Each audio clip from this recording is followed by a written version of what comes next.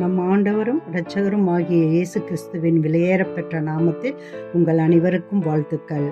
ஞான பாடல்களில் ஞான துளிகளுக்கு அன்பாய் உங்களை வரவேற்கிறோம். இன்றைக்கு நாம் தியானிக்க இருக்கும் ஞான பாடல் எண் 315, 40 நாள் ராப்பகல். இந்த பாடலை எழுதியவர் ஜார்ஜ் ஹண்ட் ஸ்மிட்டன். 40 நாள் ராப்பகல் வனவாசம் பண்ணினீர் என்று நாம் பாடும்போது உடனடியாக நமக்கு மத்தேயு 4:1-2 நற்செய்தி நினைவுக்கு வருகிறது. இயேசு ஆவியானவரால் வனாந்தரத்திற்கு அழைத்துச் செல்லப்பட்டார். 40 பகலும் 40 இரவும் உபவாசம் இருந்த பிறகு அவர் பசியுடன் இருந்தார். அந்த சிறிய வாக்கியம் அவர் பசியாக இருந்தார் நமக்கு உணர்த்துகிறது. இயேசுவும் நம்மை போல் பசியை உணர்ந்தார். ஆகையால் இயேசு நம் பலவீனத்தை அறிவார். இயேசுவுக்கு நம் வலிமை தெரியும். இயேசுவுக்கு உடல் தளர்வு என்றால் என்னவென்று தெரியும். தவக்காலம் நமக்கு நினைவூட்டுகிறது. கடவுளின் குமாரன் வனாந்தரத்தின் வழியாக நடந்தார். நாமும் அவ்வாறு நடக்க நேர்ந்தால் நாம் தளர்வடையக்கூடாது. மாறாக ஆண்டவரை அதிகமாக பற்றி கொண்டு அவர் மேல் நம்பிக்கை வைத்தவர்களாய் அந்த பாதையை கடக்க வேண்டும். இந்த பாடலின் மூலம் கடவுள் நம்மிடம் பேசும் 3 காரியங்களை உங்களோடு இன்று பகிர்ந்து கொள்ள விரும்புகிறேன். கடவுள் நம்மை நம் வனாந்தரத்தில் சந்திக்கிறார். இந்த பாடல் சொல்லுகிறது, 40 நாள் ராப்பகல் சோதிக்கப்பட்டும் வென்றீர். அப்பொழுது இயேசு சோதிக்கப்பட்டார். சோதனை வருவது பாவம் அல்ல. போராட்டம் இருப்பது நாம் ஆவியில் பலவீனர்கள் என்பதை காட்டாது. சில நேரங்களில் நாம் நினைக்கிறோம், நாம் கடவுளுக்கு நெருக்கமாக இருந்தால் வாழ்க்கை எளிதாக இருக்க வேண்டும் என்று. ஆனால் இயேசுவை வனாந்தரத்துக்கு நடத்தி சென்றது சாத்தான் அல்ல, ஆவியானவர். ஆகையால் சில வனாந்தர காலங்கள் கடவுள் அனுமதிப்பவையே. சில மௌன காலங்கள் நோக்கத்தோடு இருக்கும். சில வறண்ட காலங்கள் ஆழமான கிறிஸ்துவில் நாம் வேர் பிடிக்கத்தான். வனாந்தரத்தில் கவனம் சிதற வைக்கும் விஷயங்கள் குறைவாக இருக்கும். சத்தம் குறைவாக இருக்கும். தெளிவு அதிகமாக இருக்கும்.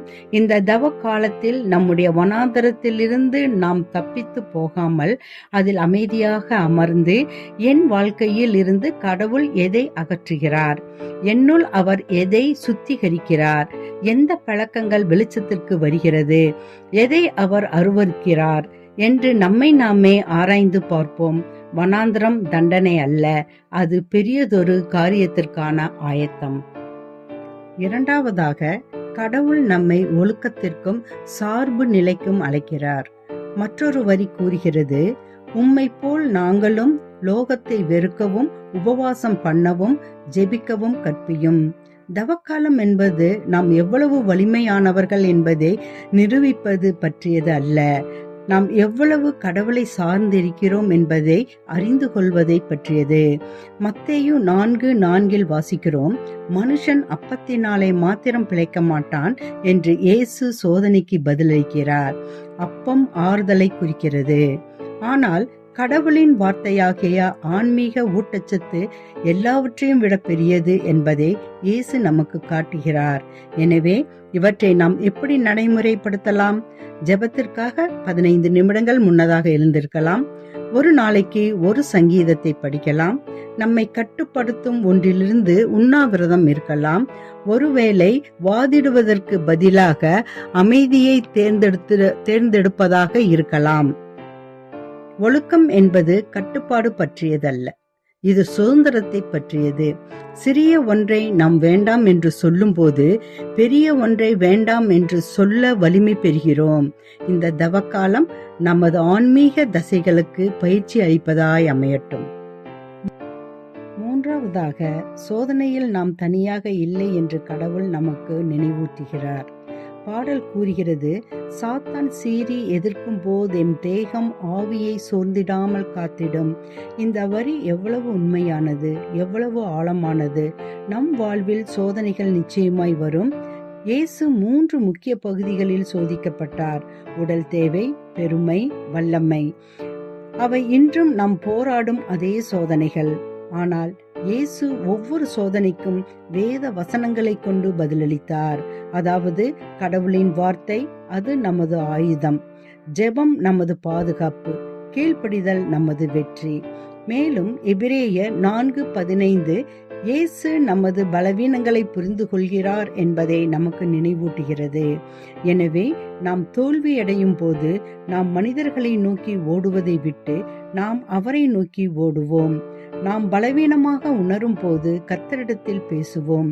மேலும் யாக்கோபு 1:12 சொல்வது போல் சோதனையை சகிக்கிறவன் பாக்கியவான்.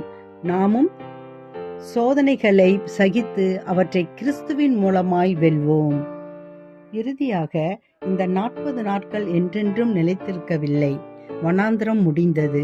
இயேசு மகிமையாய் உயிர்த்தெழுந்தார். தவக்காலமும் முடிவடையும், ஆனால் வளர்ச்சி நிலைத்திருக்கும். எனவே நாம் 40 நாள் ராப்பகல் ஞான பாடலை பாடும்போது அதை ஒரு பாரம்பரியமாக மட்டும் பாடக்கூடாது. அதை ஜெபமாக பாடுவோம், அதை சரணடைதலாக பாடுவோம், அதை ஆயத்தமாக பாடுவோம். சிலுவை நம் கண் முன்னால் உள்ளது, ஆனால் உயிர்த்தெழுதலும் அப்படித்தான். இந்த 40 நாட்கள் நம்மை வலிமையாகவும் ஆழமாகவும் கிறிஸ்துவை சார்ந்து இருக்கவும் செய்யப்படும். நமக்கு சமாதானம் உண்டாகும். நாமும் தூதர் கூட்டம் சேவிக்கும் பாக்கியவான்களாகுவோம். ஆமேன்.